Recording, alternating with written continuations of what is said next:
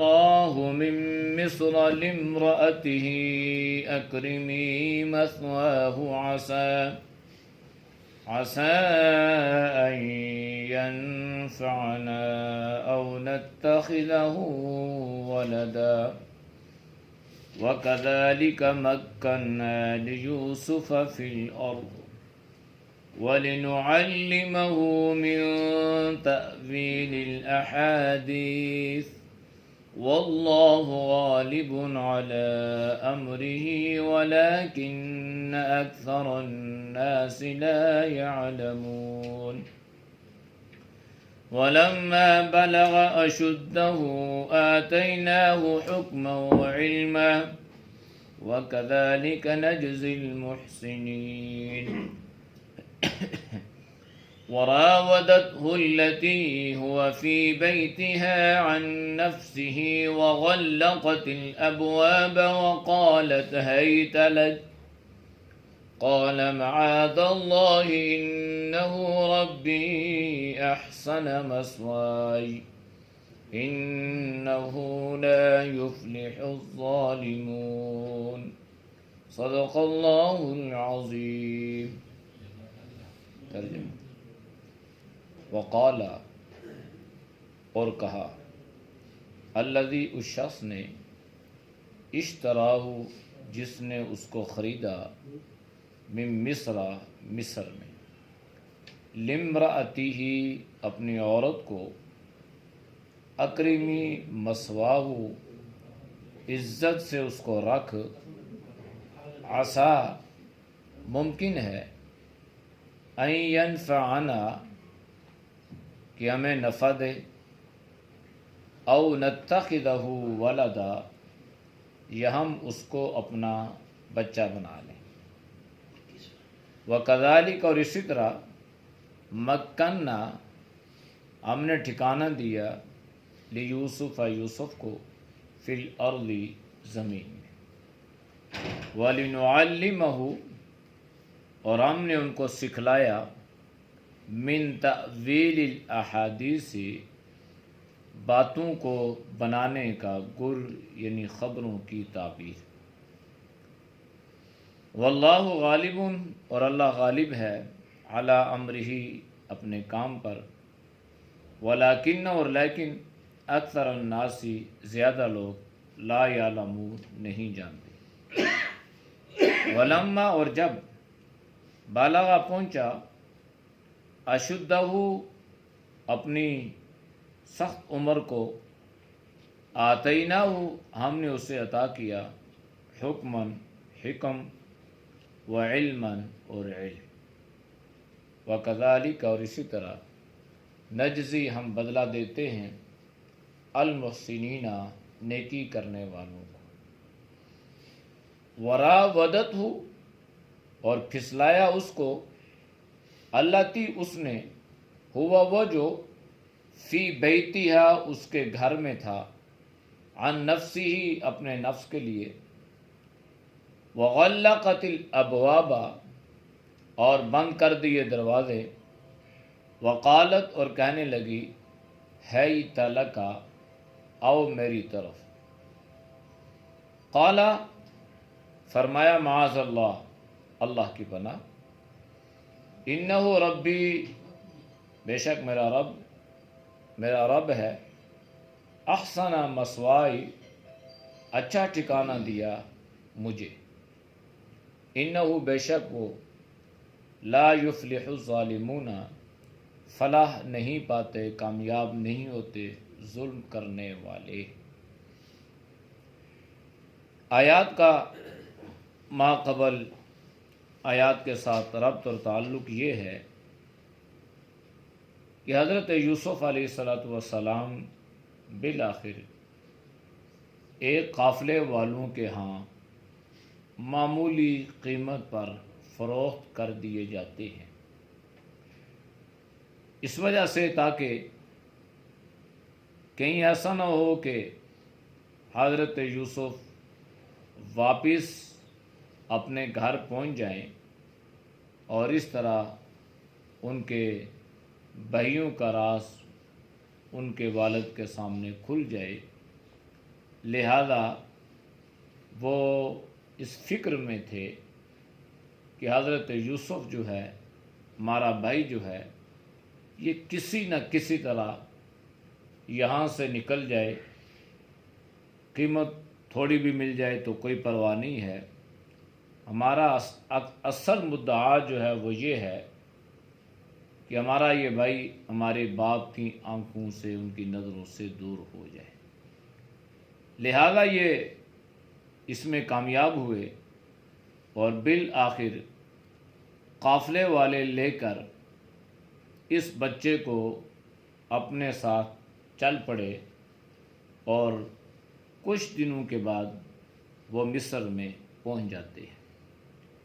جب مصر میں یہ قافلہ پہنچتا ہے تو کچھ دن ٹھہرنے کے بعد ان قافلے والوں نے یہ طے پایا تھا کہ یہ مشترکہ جائیداد ہے، کسی ایک کے پاس تو ہم اس کو رکھ سکتے نہیں ہیں، لہذا بہتر یہ ہے کہ اس کی بولی لگائی جائے، اس کو بیچا جائے، اور پھر ہمیں جو قیمت ملے ہم اس کو آپس میں تقسیم کر لیں۔ اور بعض چیزیں ایسی ہوتی ہیں کہ ایک آدمی تو رکھ نہیں سکتا، وارث اس کے بہت ہوتے ہیں، تو پھر فیصلہ یہ ہوتا ہے کہ جناب اس کو بیچ دو، پھر ان کے جو پیسے ہیں، ان کی جو قیمت ہے، وہ آپ اس میں جس حصے دار کی جتنی بنتی ہے اس کو دے دو، تقسیم کر لو۔ تو حضرت یوسف علیہ السلام کی مصر میں بولی لگ گئی، یعنی اب یہ دوسری مرتبہ حضرت یوسف علیہ السلام بکنے جا رہے ہیں۔ قافلے والوں نے کہا کہ بھائی ہم نے ایک غلام لایا ہے، اور غلام جو ہے یہ ہم نے قیمتی خرید کے لایا ہے اور بڑا حسن جمال والا ہے، تو لہذا اس کی معمولی قیمت نہیں ہوگی۔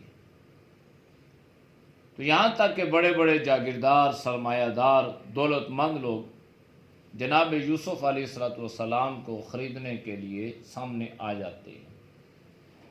قیمت لگتی ہے حضرت یوسف علیہ السلام کا جتنا وزن ہے اتنا سونا، یعنی سونے کے بدلے میں حضرت یوسف علیہ السلام کو تولا جائے گا، تو جس کے پاس اتنا سونا ہو وہ آئے اور حضرت یوسف یعنی اس غلام کو، اس بچے کو خرید لے۔ لوگوں کے پاس پیسہ تو تھا، لوگ امیر تو تھے ہی، لیکن اتنے امیر نہیں تھے کہ اتنی بڑی مقدار میں ان کے پاس سونا ہوتا کہ وہ حضرت یوسف کو ایک پلڑے میں رکھتے اور اس سونے کو ایک پلڑے میں رکھتے، اور اس جب یہ برابر ہو جاتا جس کا تو حضرت یوسف اس کے ہو جاتے۔ تو جو عزیز مصر تھا، مصر کا جو وزیر خزانہ تھا، تو خزانے کا مالک تھا اور تو ویسے بھی مالدار آدمی تھا، یہ بھی آیا تو اس کے پاس سونا بھی تھا، چاندی بھی تھی، ہیرے جواہرات بھی تھے، اور بڑے قیمتی قسم کے اس کے پاس لباس بھی تھے۔ تو جب اسے پتہ چلا کہ بھئی یہ بچہ، اس کی بولی لگی ہے اور اس کے خریدنے کے لیے بڑے بڑے مالدار لوگ آئے ہوئے ہیں، تو بات مشہور ہے، یہ بھی آ گیا۔ تو جب اسے پتہ چلا تو اس نے کہا کہ بھئی ٹھیک ہے، یہ سودا مجھے منظور ہے، بلکہ جتنی قیمت آپ نے مقرر کی ہے میں کچھ زیادہ، اس سے کچھ زیادہ دے کر اس بچے کو خریدنے کے لیے تیار ہوں۔ یہ سامنے آ گیا اور اس نے حضرت یوسف علیہ السلام کو خرید لیا۔ مفسرین نے لکھا ہے کہ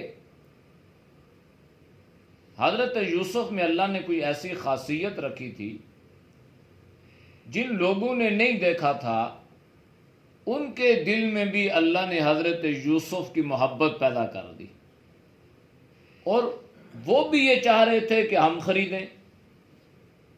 اب ایک غریب آدمی ہے، ایک مکان بک رہا ہے، جی تو اس کا چاہ رہا ہے کہ بھائی یہ مجھے مل جائے یا میں خرید لوں، لیکن کیسے خریدے گا؟ تو وہاں بھی یہ صورتحال تھی کہ جی تو سب کے چاہ رہے تھے، کہ یہ بچہ، یہ غلام ہم خرید لیں، یہ بڑے بختوں والا ہے، یہ بڑے نصیبوں والا ہے، کوئی مقدر والا ہی اسے خریدے گا۔ چاہت سب کی یہ تھی، لیکن سب کے پاس وسائل نہیں تھے۔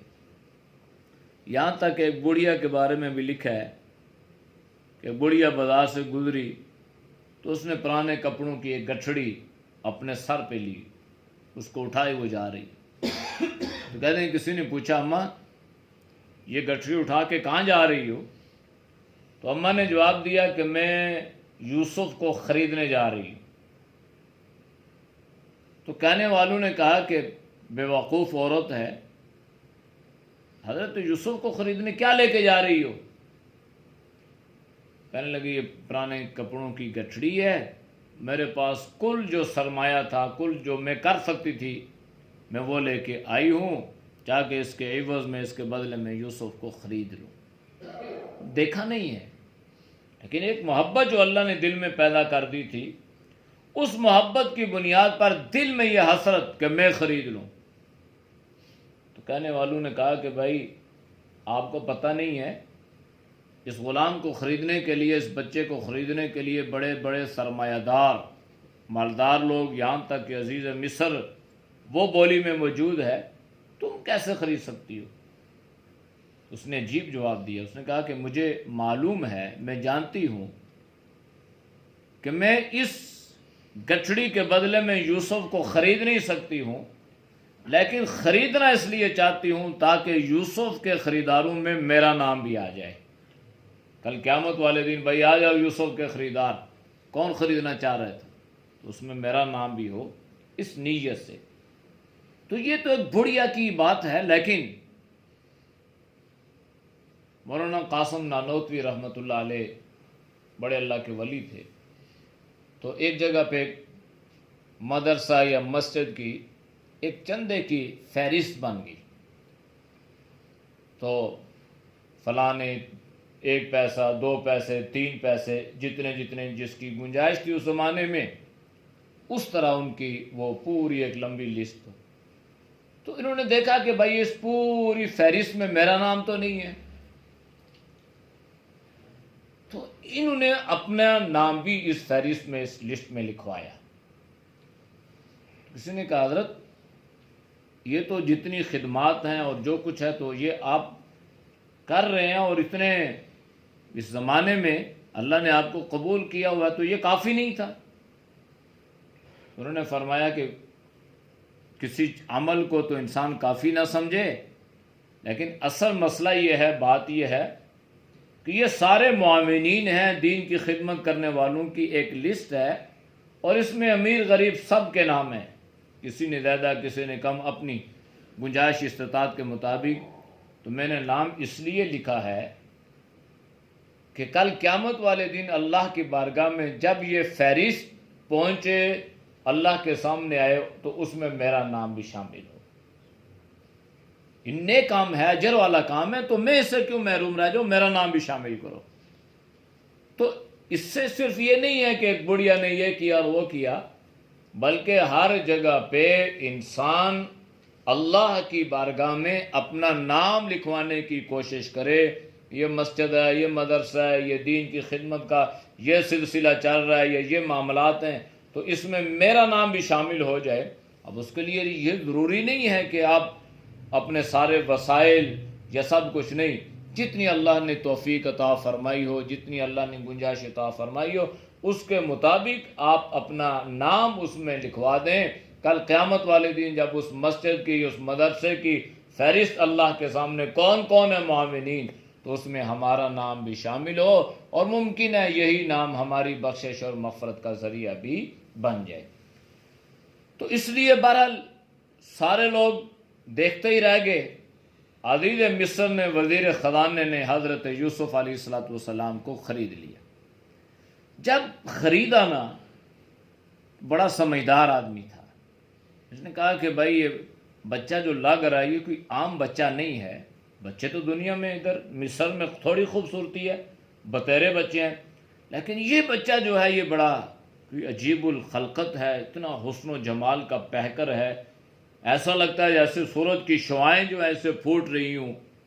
اور اتنا نازک ہے، اور تو یہ بڑے بختوں والا اور نصیبوں والا یہ بچہ ہے۔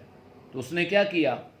قرآن نے ذکر فرمایا وقال الذی، اور کہا اس شخص نے، اشتراؤ، جس نے اس کو خریدا، یعنی عزیز مصر نے، من مصر، مصر میں، کس سے کہا؟ لامرأتی ہی، اپنی بیوی سے کہا، اپنی عورت سے کہا۔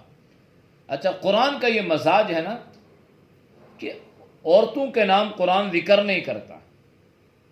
ہاں، ضرورت کے تحت حضرت مریم کا نام قرآن میں آیا، لیکن عمومی طور پر قرآن میں اگر کسی کا ذکر آیا ہے تو یا تو ام موسیٰ، موسیٰ کی اماں، موسیٰ کی والدہ، اور شعیب علیہ السلام کی بچیوں کا ذکر آیا تو اس میں امراتی، ابنتی، ان کی بچیوں کا، تو ابن اور بنت اور امرا کے لفظ استعمال ہوئے، اس لیے کہ بغیر ضرورت کے عورت کے نام کو ظاہر کرنا یہ ضروری نہیں ہے، بلکہ افضل بھی یہ ہے کہ عورت کا نام چھپایا جائے۔ ہاں، اگر کہیں ضرورت ہو تو ضرورت کے تحت نام کا ظاہر کرنا کوئی گناہ نہیں ہے، لیکن قرآن کا یہ انداز ہے۔ فرمایا اپنی بیوی سے اس نے یہ کہا، اکرمی مسواہ، اکرمی، اکرام، عزت، آبرو، احترام سے رکھنا اور احترام سے اس کو جگہ دو، یہ اس نے کہہ دیا۔ اور اس میں بڑی عجیب بات ہے، اس نے کوئی اور لفظ نہیں استعمال کیا، بلکہ فرمایا اکرمی مسواہ۔ وہ مسوا بھی کہہ سکتا تھا، اکرمی نہ کہتا، لیکن بڑا سمجھدار تھا نا، اس نے کہا کہ بھائی اس کی عزت آبرو کا خیال کرنا اور عزت والا ٹھکانہ اس کو عطا کرنا، یعنی خوب اس کا خیال کرنا ہے۔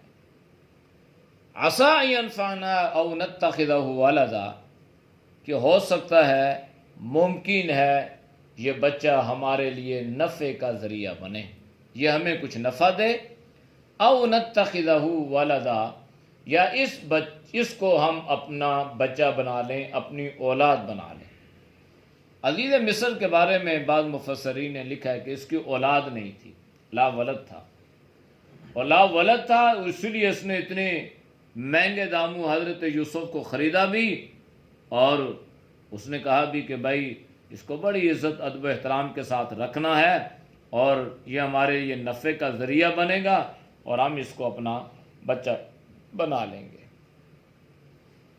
اب یہ جو معاملات ہوئے نا سارے، یہ کوئی اتفاقی نہیں تھا، بلکہ یہ اللہ کی قدرت اور اللہ کی حکمت کے تحت یوں ہوتا جا رہا تھا، اور اللہ قدم قدم پر اس میں حکمتیں اور بصیرتیں اللہ چھوڑتا جا رہا تھا، کہ اللہ کی طاقت دیکھو، اللہ کی رحمت دیکھو، کہ کبھی بھی انسان اللہ کی رحمت سے مایوس نہ ہو۔ کہاں وہ جنگل بیابان، وہ اندھیرا، سانپ اور بچھو والا کنواں، اور پھر کہاں وہاں پہ حضرت یوسف علیہ السلام کا سستے دامنوں بک جانا، اور پھر کہاں یہ ایک عزیز مصر کے گھر میں آ کے بہترین رہائش، بہترین ٹھکانہ مل جانا۔ اب یہ کوئی اتفاقی نہیں ہے، وہاں تو انسان، وہ تو جس حالت میں کنویں میں ہوئے ہوں گے، بھئی یہ خیمہ بھی مل جائے تو انسان اللہ کا شکر ادا کرے کہ نئی زندگی مل گئی ہے، بجائے اس کے کہ اللہ ان کو محلات عطا کر دی۔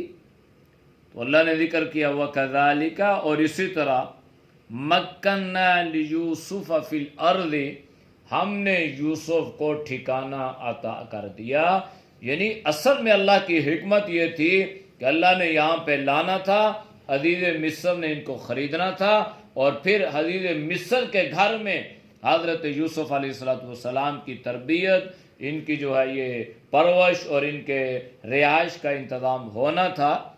اور پھر اللہ نے فرما بھی دیا وَلِنُعَلِّمَهُ مِن تَأْوِيلِ الْأَحَادِيثِ، تأویل الاحادیث، احادیث یہ حدث، اس سے مراد بات چیت، قول، لیکن اصطلاح میں حدیث سے مراد جناب نبی کریم صلی اللہ علیہ وسلم کا قول ہوتا ہے، عمومی طور پر باتوں کو احادیث بھی کہہ سکتے ہیں۔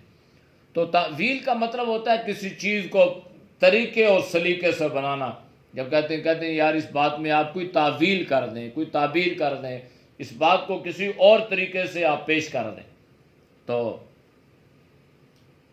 فرمایا اللہ نے کہ وَلِنُعَلِّمَهُ مِن تَأْوِيلِ الْأَحَادِيثِ، اور ہم نے ان کو بہترین باتوں کی تعبیر بھی سکھلائی، خوابوں کی تعبیر بھی ہم نے ان کو سکھلا دی.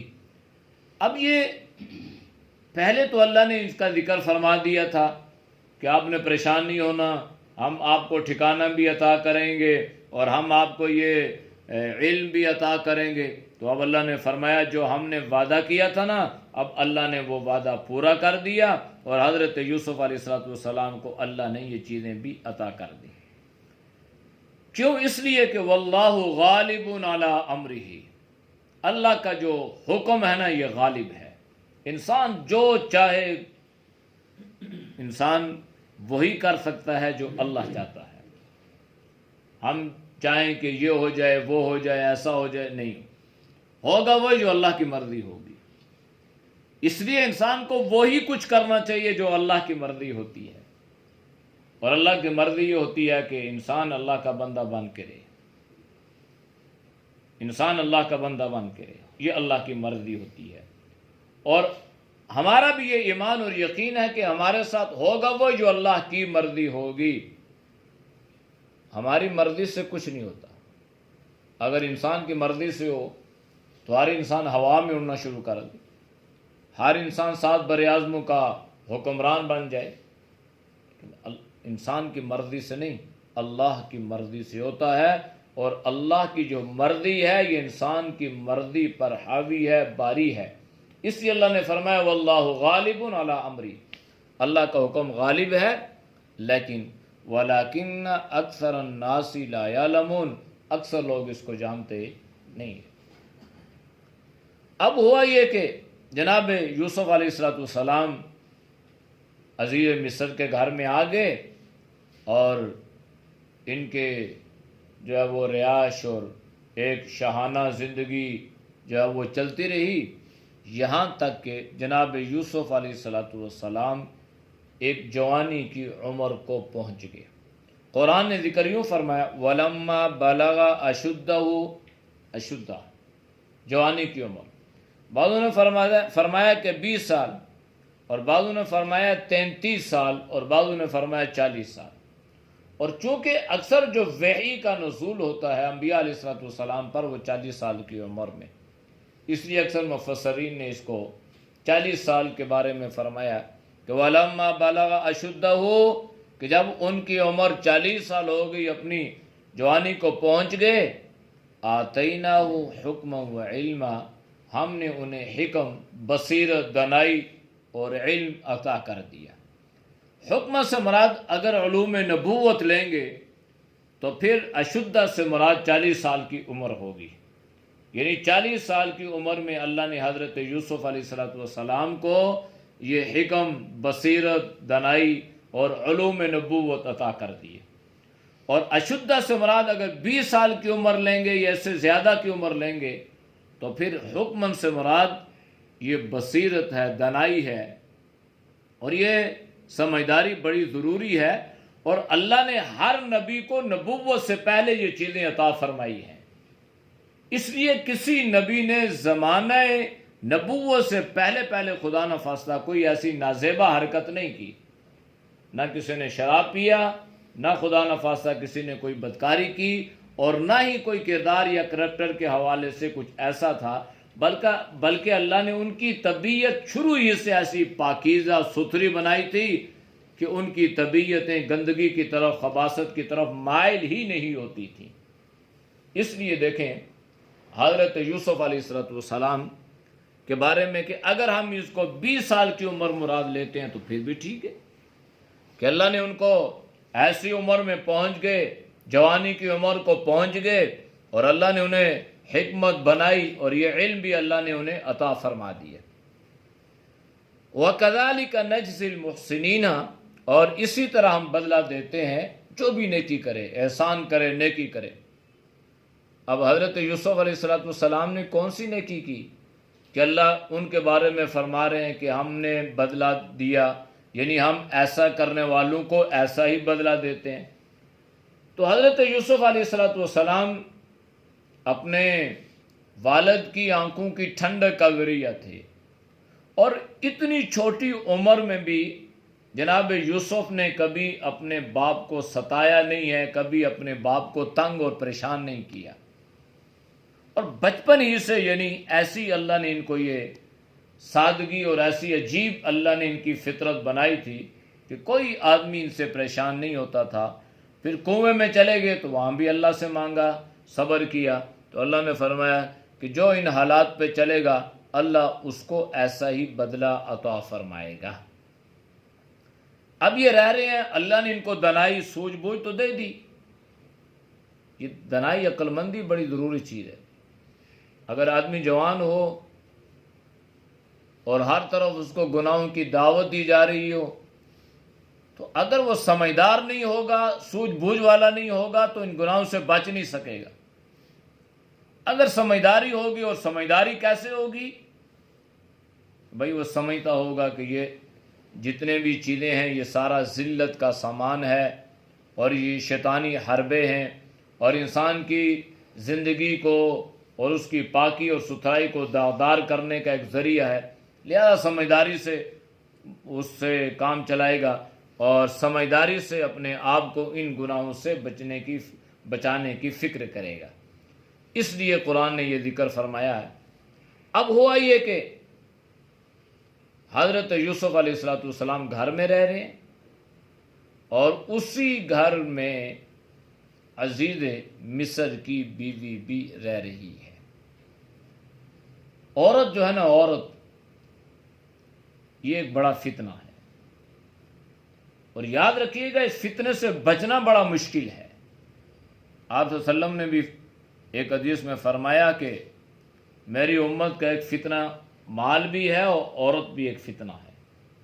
اس کو آپ نے بہترین سامان بھی قرار دیا، لیکن دوسری طرف عورت کے فتنے سے بھی منع کیا۔ اللہم انی اعوذ بک من فتنۃ النساء، اے اللہ میں عورتوں کے فتنے سے پناہ مانگتا ہوں۔ قرآن میں اللہ نے شیطان کا مکر اور اس کا فتنہ بھی ذکر فرمایا، اور عورت کے مکر کا بھی اللہ نے ذکر کیا۔ شیطان کے مکر کے بارے میں فرمایا ان کید شیطان کان ضعیفا، شیطان کا مکر کمزور ہے، اور عورت کے مکر کے بارے میں فرمایا ان کیدکن عظیم، عورت کا مکر جو ہے یہ بہت عظیم ہے، بڑا ہے۔ فرمایا کہ اب اسی گھر میں رہ رہے ہیں تو اللہ نے یوں ذکر فرمایا وراودت التی، اور ان کو پھسلایا، کس نے؟ التی، اس عورت نے، ہوا فی بیتہا، جس کے گھر میں یہ رہ رہے تھے۔ اب قرآن کا انداز دیکھیے نا، برائی کی بات آئی ہے تو عزیز مصر کا ذکر نہیں کیا، برائی کی بات آئی ہے تو اس کی بیوی کا ذکر نہیں کیا، بلکہ مطلقاً عورت کا ذکر کر دیا کہ جس کے گھر میں رہ رہے تھے۔ اس سے معلوم یہ ہوا کہ اگر خدا نہ خواستہ کسی عورت سے کوئی گناہ ہو جائے تو یہ نہیں کہنا چاہیے، یا کسی آدمی سے بھی، کہ جب فلاں کے لڑکے نے، فلاں کی لڑکی نے یہ کام کر دیا، اب یہ لڑکی کو بھی بدنام کر رہا ہے اور لڑکی کے باپ کو بھی بدنام کر رہا ہے، اور شریعت اس کی اجازت نہیں دیتی۔ شریعت یہ کہتی ہے کہ اگر پتہ چل جائے تو اس پہ پردہ ڈالو، ہاں ضرورت کے تحت کہیں پر اگر بتانا پڑ جائے تو پھر بتانے میں کوئی برائی نہیں ہے، لیکن ڈنڈورا نہیں پیٹنا، معاشرے میں بتانا نہیں، بھائی اس نے یہ کیا اور اس نے یہ کیا اور اس نے فلاں کیا اور اس نے ایسی حرکت کی اور ایسا۔ فرمایا ایسا نہیں، اس سے اپنے آپ کو بچانا ہے۔ تو قرآن نے بھی ایک یہ انداز اپنایا ہے کہ جس کے گھر میں رہ رہے تھے اس نے ان کو پھسلانے کی کوشش کی، کس کے لیے؟ عن نفسی، اپنے نفس کے لیے، اپنے جیب کو بہانے کے لیے۔ پھر اس نے کیا کیا؟ عزیز مصر کی بیوی نے وغلقت الابواب، دروازے بند کر دیے، وقالت حیت لک، کہنے لگی تجھے کیا ہے؟ جوان آدمی ہے، حسن و جمال والا، خوبصورت آدمی ہے، تیرے سامنے ایک خوبصورت عورت بیٹھی ہے اور تو اس کی طرف ہاتھ نہیں بڑھا رہا۔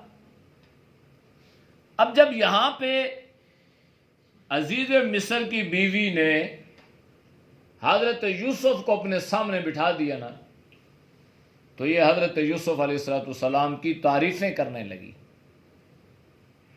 اور کہنے لگی تمہاری آنکھیں ایسی اور تمہارے ہونٹ ایسے اور تمہارے بال ایسے اور تمہارا چہرہ ایسا اور تمہارے ہاتھ ایسے اور ایسی ہر چیز کی تعریف کرنے لگی۔ تو حضرت یوسف علیہ السلام یہ فرماتے کہ بھائی یہ ساری چیزیں مٹی میں مل جانے والی ہیں، آنکھیں ہیں تو ختم ہو جائیں گی، بال ہیں تو مرتے کے بعد گر جائیں گے۔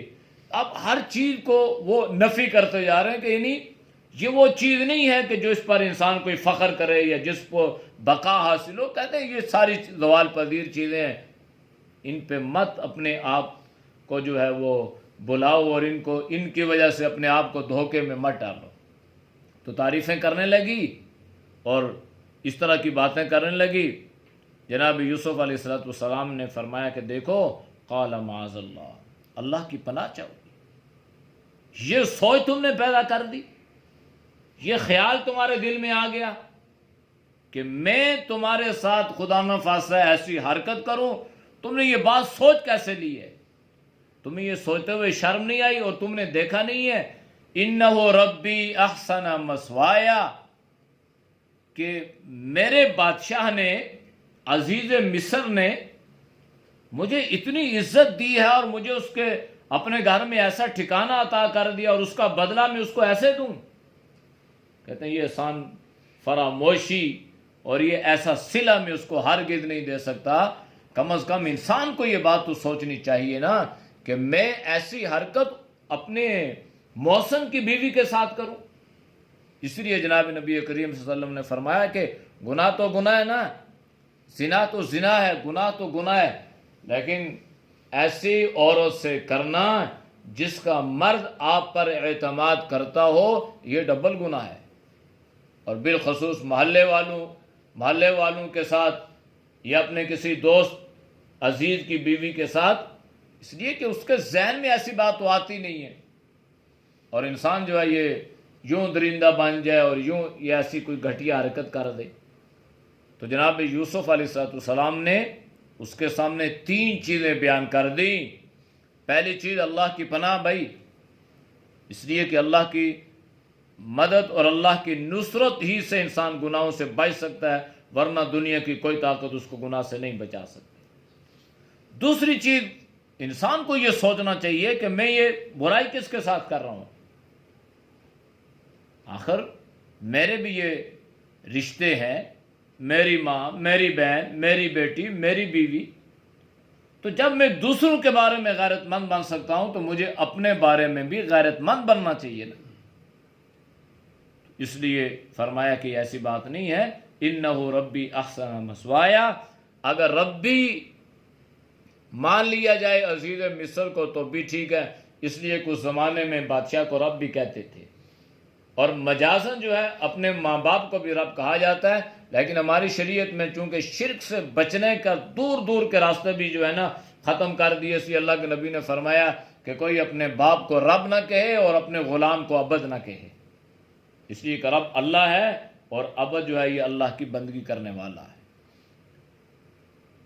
تو تیسری بات یہ فرمائے انہ لا یفلح الظالمون، کہ یہ بھی ذہن میں رکھ لو اگر خدا نخواستہ ہم نے یہ حرکت کر لی تو ہم اپنی جان پہ ظلم کرنے والے ہوں گے، اور جو آدمی اپنی جان پہ ظلم کرتا ہے وہ کبھی بھی کامیاب نہیں ہو سکتا۔